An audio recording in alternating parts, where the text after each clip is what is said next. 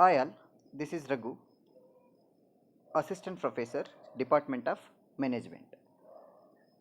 In previous sessions, we have already discussed introduction of marketing, meaning and definition of marketing. In today's sessions, we are going to have a discussion on scope and importance of marketing.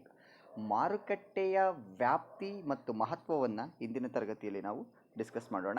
So learning objective of this session is to get to know about scope and importance of marketing.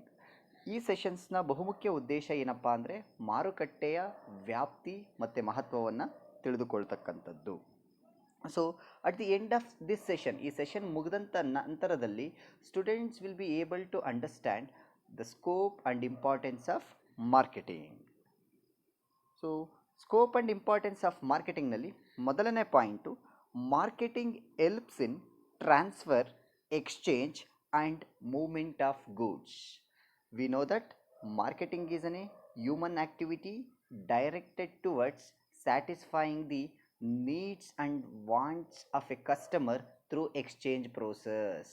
ಮಾರುಕಟ್ಟೆ ಅಂತಕ್ಕಂಥದ್ದು ಮಾನವ ಚಟುವಟಿಕೆಯಾಗಿದ್ದು, so ಗ್ರಾಹಕರ ಆಸೆ ಆಕಾಂಕ್ಷೆಗಳನ್ನು ಈಡೇರಿಸ್ತಕ್ಕಂತಹ ಒಂದು ಬಹುಮುಖ್ಯ ಉದ್ದೇಶವನ್ನು ಹೊಂದಿರತಕ್ಕಂತಹ ಒಂದು ಪ್ರಕ್ರಿಯೆಯಾಗಿದೆ. So the marketing helps in transfer of raw material into finished goods. So and also exchange and movement of goods. Exchange, ಇಲ್ಲಿ ನಾವೇನು ಮಾಡ್ತಾ ಇದ್ದೀವಿ, ಗೂಡ್ಸನ್ನು ಹಣಕ್ಕೋಸ್ಕರ ಎಕ್ಸ್ಚೇಂಜ್ ಮಾಡ್ತಾ ಇದ್ದೀವಿ, ಅಥವಾ ವಸ್ತುಗೋಸ್ಕರ ಎಕ್ಸ್ಚೇಂಜನ್ನು ಮಾಡ್ತಾ ಇದ್ದೀವಿ. ಆ್ಯಂಡ್ ಮೂಮೆಂಟ್ ಆಫ್ ಗೂಡ್ಸ್, ಉತ್ಪಾದನಾ ಸ್ಥಳದಿಂದ ಅನುಭೋಗದ ಸ್ಥಳಕ್ಕೆ ಅಥವಾ ಕನ್ಸಂಪ್ಷನ್ ಪ್ಲೇಸ್ಗೆ ಒಂದು ಪ್ರಾಡಕ್ಟನ್ನು ಟ್ರಾನ್ಸ್ಫರ್ ಮಾಡತಕ್ಕಂಥದ್ದಾಗಿರುತ್ತೆ. So in a broader sense, so marketing helps in transfer of raw material into finished goods, a transfer of product from one place to another place, and exchange of product and movement of goods ಅಂತ ಕರಿತೇವೆ. The second point is marketing is a source of income and revenue.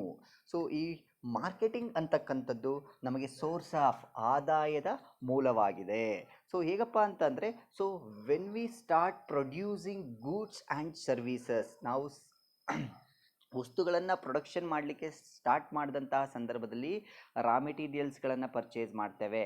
ಆ ರಾ ಮೆಟೀರಿಯಲ್ಸನ್ನು producers ಏನು ಮಾಡ್ತಾರೆ, ಅದನ್ನು finished goods ಆಗಿ convert ಮಾಡ್ತಾರೆ. ಅನಂತರದಲ್ಲಿ ಅದನ್ನು ನಾವು ಮಾರುಕಟ್ಟೆಗೆ ತೊಗೊಂಬಂದು ಅದನ್ನು ಮಾರಾಟ ಮಾಡ್ತೇವೆ. ಈ ಎಲ್ಲ ಹಂತದಲ್ಲಿ, ಈ ಎಲ್ಲ ಪ್ರೋಸೆಸ್ನಲ್ಲಿ, ಹಲವಾರು ಪ್ರೋಸೆಸ್ಗಳಲ್ಲಿ ಏನಪ್ಪ ಆಗುತ್ತೆ ಅಂದರೆ, it's creates employment and also it's generates a revenue.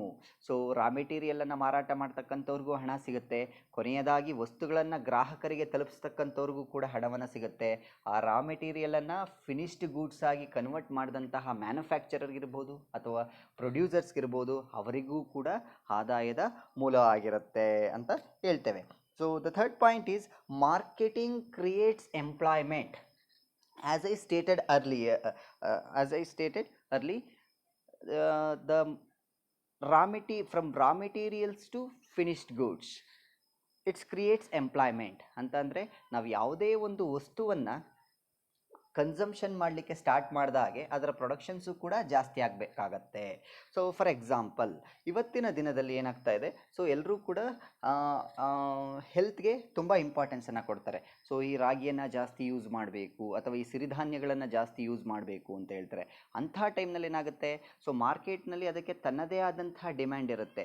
So at the same time the producers of ragi or siridhanya, ಆ ರಾಗಿಯನ್ನು ಯಾರು ಬೆಳೀತಾ ಇದ್ದಾರೆ ಅಥವಾ ಸಿರಿಧಾನ್ಯಗಳನ್ನು ಯಾರು ಬೆಳೀತಾ ಇದ್ದಾರೆ ಅವರಿಗೂ ಕೂಡ ಡಿಮ್ಯಾಂಡ್ ಬರುತ್ತೆ. So it's creates employment from that point of time, ಅಥವಾ ಫ್ರಮ್ ದೇರ್, ಅಥವಾ ಆ ಪ್ಲೇಸಿಂದ ಇದು ಎಂಪ್ಲಾಯ್ಮೆಂಟನ್ನು ಕ್ರಿಯೇಟ್ ಮಾಡ್ತಾ ಹೋಗುತ್ತೆ. ಸೊ ಯಾರಾದರೂ ಒಬ್ಬರು ಬೆಳಿಲಿಕ್ಕೆ ಇದ್ದರೆ ಮಾತ್ರ ನಾವು ಕನ್ಸಂಪ್ಷನನ್ನು ಮಾಡಬಹುದು ಅಥವಾ ಪರ್ಚೇಸ್ ಮಾಡಬಹುದು. ನಾಟ್ ಓನ್ಲಿ ದೇರ್, ಮಾರ್ಕೆಟಿಂಗ್ ಅಲ್ಲಷ್ಟೇ ಎಂಪ್ಲಾಯ್ಮೆಂಟನ್ನು ಕ್ರಿಯೇಟ್ ಮಾಡೋದಿಲ್ಲ, ಎವ್ರಿ ಸ್ಟೆಪ್ಸ್ ಅಥವಾ ಎಲ್ಲ ಹಂತದಲ್ಲೂ ಕೂಡ ಎಂಪ್ಲಾಯ್ಮೆಂಟನ್ನು ಕ್ರಿಯೇಟ್ ಮಾಡ್ತಾ ಹೋಗುತ್ತೆ. ಅದು ರಾ ಮೆಟೀರಿಯಲನ್ನು ಪ್ರೊಡ್ಯೂಸ್ ಮಾಡೋದ್ರಲ್ಲಿರ್ಬೋದು, ಅಥವಾ ಕನ್ವರ್ಷನ್ ಸ್ಟೇಜ್ನಲ್ಲಿರ್ಬೋದು, ಅಥವಾ ಫಿನಿಶ್ಡ್ ಗುಡ್ ಸ್ಟೇಜ್ನಲ್ಲಿರ್ಬೋದು, ಅಥವಾ ಮಾರ್ಕೆಟಿಂಗ್ ಅಡ್ವರ್ಟೈಸ್ಮೆಂಟ್ ಸ್ಟೇಜ್ನಲ್ಲಿರ್ಬೋದು, ಅಥವಾ ಆಫ್ಟರ್ ಸೇಲ್ ಸರ್ವಿಸ್ ಒಂದು ವಸ್ತುವನ್ನು ಮಾರಾಟ ಮಾಡಿದ ನಂತರದಲ್ಲೂ ಕೂಡ ಮಾರ್ಕೆಟಿಂಗ್ ಎಂಪ್ಲಾಯ್ಮೆಂಟನ್ನು ಕ್ರಿಯೇಟ್ ಮಾಡುತ್ತೆ. That's why we have customer support. ಎಲ್ಲ ಪ್ರಾಡಕ್ಟ್ಗಳಿಗೂ ಕೂಡ ಕಸ್ಟಮರ್ ಸಪೋರ್ಟ್ಸ್ ಇದೆ, ಅಲ್ಲೂ ಕೂಡ ಹಲವಾರು ಎಂಪ್ಲಾಯ್ಮೆಂಟ್ಸ್ಗಳು ಕ್ರಿಯೇಟ್ ಆಗುತ್ತೆ ಅಂತ ಹೇಳ್ಬಹುದು. And another point is market acts as a source of new ideas. It's act as a source of new ideas. ಹೊಸ ಐಡಿಯಾಗಳಿಗೆ ಮಾರ್ಕೆಟ್ ಒಂದು ಸೋರ್ಸ್ ಆಗಿದೆ.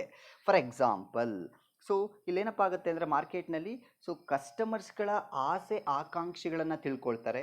ಅದೇ ರೀತಿ ಮುಂದೆ ಕಸ್ಟಮರ್ ಏನನ್ನು ಎಕ್ಸ್ಪೆಕ್ಟ್ ಮಾಡ್ತಾರೆ ಅನ್ನೋದನ್ನು ಕೂಡ ನಾವೇನು ಮಾಡ್ತೀವಿ, ರಿಸರ್ಚ್ ಆ್ಯಂಡ್ ಡೆವಲಪ್ಮೆಂಟ್ ಟೀಮ್ ಇರ್ಬೋದು ಅಥವಾ ಬೇರೆ ಮಾರ್ಕೆಟಿಯರ್ಸ್ ಇರ್ಬೋದು, ಐಡೆಂಟಿಫೈಯನ್ನು ಮಾಡ್ತಾರೆ. It's A new ideas. That's why we have an number of products.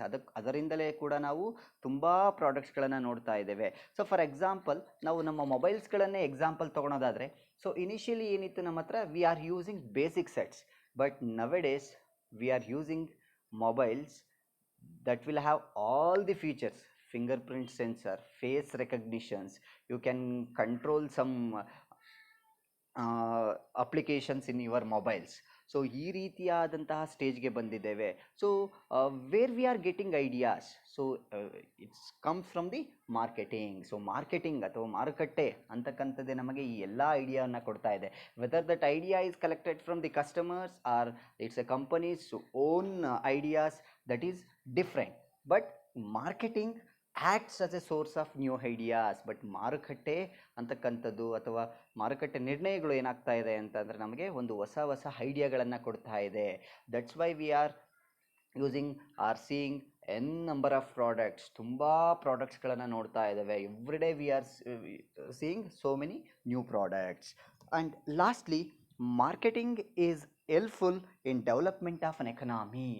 ಒಂದು ದೇಶದ ಆರ್ಥಿಕತೆಯ ಅಭಿವೃದ್ಧಿಯಲ್ಲಿ ಮಾರ್ಕೆಟಿಂಗ್ ಮಹತ್ವವಾದಂತಹ ಪಾತ್ರವನ್ನು ವಹಿಸ್ತಾ ಇದೆ.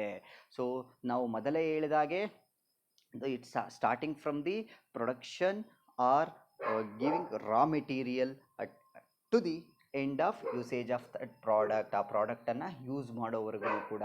ಸೊ ಒಂದು ದೇಶದ ಆರ್ಥಿಕತೆ ಹೇಗಪ್ಪ ಸುಭದ್ರವಾಗಿರುತ್ತೆ ಅಥವಾ ಆರ್ಥಿಕತೆ ಹೇಗಪ್ಪ ಬೆಳೀತಾ ಹೋಗುತ್ತೆ ಅಂತ ಅಂದರೆ, ನಾವು ನಮ್ಮ ಪ್ರೊಡಕ್ಷನ್ಸ್, ಮ್ಯಾನುಫ್ಯಾಕ್ಚರಿಂಗ್ ಇಂಡಸ್ಟ್ರಿ ಕಾಂಟ್ರಿಬ್ಯೂಷನ್ ಜಾಸ್ತಿ ಆಗಬೇಕಾಗುತ್ತೆ, ಅಥವಾ ಸರ್ವಿಸ್ ಸೆಕ್ಟರ್ ಕಾಂಟ್ರಿಬ್ಯೂಷನ್ಸು ಜಾಸ್ತಿ ಆಗಬೇಕಾಗುತ್ತೆ. ವಿತ್ ರೆಸ್ಪೆಕ್ಟ್ ಟು ಮಾರ್ಕೆಟಿಂಗ್ ಅಥವಾ with respect to market or with respect to productions ನಾವು ಮಾತಾಡಿದ್ರೆ, when we are going to produce more and products and consumptions are so increasing, then only our economy is growing. ಯಾವಾಗ ಉತ್ಪಾದನೆ ಮತ್ತು consumptions ಎರಡೂ ಕೂಡ ಜಾಸ್ತಿ ಇದೆಯೋ ಅಂತಹ ಸಂದರ್ಭದಲ್ಲಿ ದೇಶದ ಆರ್ಥಿಕತೆಯು ಕೂಡ ಮುಂದುವರಿತಾ ಹೋಗುತ್ತೆ. ಹೇಗಪ್ಪ ಅಂತಂದರೆ, ಸೊ ಉತ್ಪಾದನೆ ಜಾಸ್ತಿ ಆಗ್ತಾ ಇದೆ ಅಥವಾ ಪ್ರೊಡಕ್ಷನ್ಸ್ ಜಾಸ್ತಿ ಆಗ್ತಾ ಇದೆ ಅಂದರೆ, ಸೊ ರಾ ಮೆಟೀರಿಯಲ್ಸನ್ನು ನಾವು ಉತ್ಪಾದನೆ ಮಾಡ್ತಾ ಇದ್ದೇವೆ.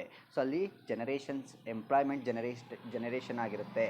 ಸೊ ಉತ್ಪಾದನೆ ಪ್ರಗತಿಯಲ್ಲಿದೆ ಅಂತ ಅಂದರೆ ಅದನ್ನು ಯೂಸ್ ಮಾಡಲಿಕ್ಕೂ ಕೂಡ ಜನಗಳಿದ್ದಾರೆ ಅಂತಕ್ಕಂಥ ಅರ್ಥ ಆಗುತ್ತೆ. At the end of the day, government also collecting taxes from this activity. ಈ ಆ್ಯಕ್ಟಿವಿಟಿಯಿಂದ ಸರ್ಕಾರಕ್ಕೂ ಕೂಡ ಟ್ಯಾಕ್ಸ್ ಅಥವಾ ತೆರಿಗೆ ಆದಾಯಗಳು ಬರುತ್ತೆ. ಇದರಿಂದ ದೇಶದ ಆರ್ಥಿಕತೆ ಒಂದು ಸುಭದ್ರವಾದ ರೀತಿಯಲ್ಲಿರುತ್ತೆ ಅಥವಾ ಆರ್ಥಿಕತೆ ಪ್ರಗತಿಯನ್ನು ಕಾಣುತ್ತೆ ಅಂತಕ್ಕಂಥದ್ದನ್ನು ನಾವು ನೋಡ್ತೇವೆ. So these are all in today's sessions. So thank you very much.